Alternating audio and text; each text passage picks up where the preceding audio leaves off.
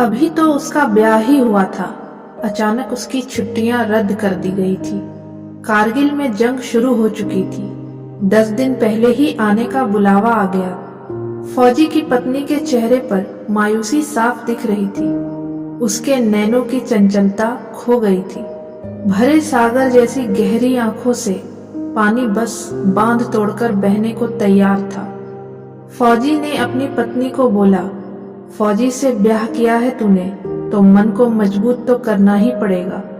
बस तेरा पति ही नहीं हूँ, अपनी प्लाटून का सिपाही और भारत माँ का बेटा भी हूँ मैं। आंसू मत बहाना, क्योंकि जब फौजियों की बीवियों की आंखों से आंसू बहते हैं तो वो देश के देश उजाड़ जाते हैं। उसकी पत्नी ने अपने मनोभावों को नियंत्रित करते हुए कहा, जानती हूँ ज्यादा हक तो माँ और प्लाटून का ही है आप पर। ये दुराहत तो सहना ही पड़ेगा। फौजी ने कहा, कैसी बात कर रही है?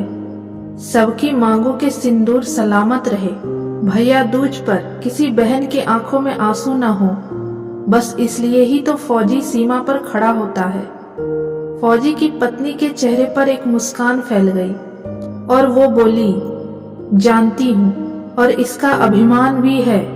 फौजी ने अपनी आंखों में याचना के भाव लाते हुए कहा, कल जब मैं जाऊं तो तू मुझे दुल्हन की तरह सजकर विदा करना। उसकी पत्नी की मुस्कुराहट में प्रेम से भरी स्वीकृति थी। फौजी को विदा करने के लिए उसकी पत्नी ने 16 श्रृंगार किए। आज वो उस दिन से भी ज्यादा सुंदर लग रही थी जब वो दुल्हन बनकर फेरू की बेदी पर आई थी। फौजी ने कहा, आज तुझे देखकर लग रहा है कि तुझसे सुंदर कुछ नहीं। फौजी की पत्नी ने कहा, एक बार जीत कर आ जाओ। अपने फौजी का स्वागत आज से भी ज्यादा सुंदर श्रृंगार करके करेगी तेरी पत्नी। ऐसा श्रृंगार जैसा किसी ने कभी न किया होगा। फौजी ने आश्चर्य से कहा, इससे भी ज्यादा सुंदर हो सकता है कुछ? फौजी की पत्नी ने कहा, जीत कर वापस आना और खुद देख लेना। फौजी ने प्रेम से परिपूर्ण मुस्कान से उत्तर दिया, लेकिन कुछ नहीं बोला और मुड़कर चल दिया।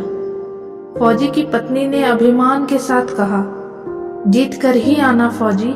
फौजी रुका और बिना उसकी तरफ देखे कहा, हाँ जीत कर ही आऊंगा। बस ये नहीं कह सकता कि मैं तुझे आगे बढ़कर गले से लगाऊंगा या तू मुझे आगे बढ़कर गले से लगाएगी। इतना कहकर फौजी चल दिया। युद्ध चरम पर था। पता नहीं कितने घरों के चिराग अपनी आहुति दे रहे थे इस यज्ञ में। उस फौजी ने भी अपना धर्म निभाया। जो भी शत्रु उसके सामने आया वो धराशाही हो गया। और जब तक उस फौजी ने मोर्चा न जीत लिया, काल भी उसके निकट नहीं आया। फौजी अपने प्राणों का उत्सर्ग कर चुका था। उसका चेहरा तेजमय था। फौजी का मृत शरीर उसके घर लाया गया। ऐसा कोई नहीं था जिसके नेत्रों से अश्रुधारा न बह रही हो। पूरे गांव को गर्व था फौजी की वीरता पर। फौजी की पत्नी आई और कपड़ा हटाकर फौजी का चेहरा देखा और दोनों हाथों से बलाइयां लेते हुए बोली, कितनी सजती है वर्दी मेरे फौजी पर। तभी एक हवा का झोंका आया और उसके कानों में फौजी की आवाज सुनाई दी, एक वादा तो निभा दिया पर दूसरा नहीं निभाया तूने। बोल रही थी कि ऐसा श्रृंगार करेगी जैसा किसी ने ना किया होगा, लेकिन तूने तो ना लाली लगाई ना सिंदूर।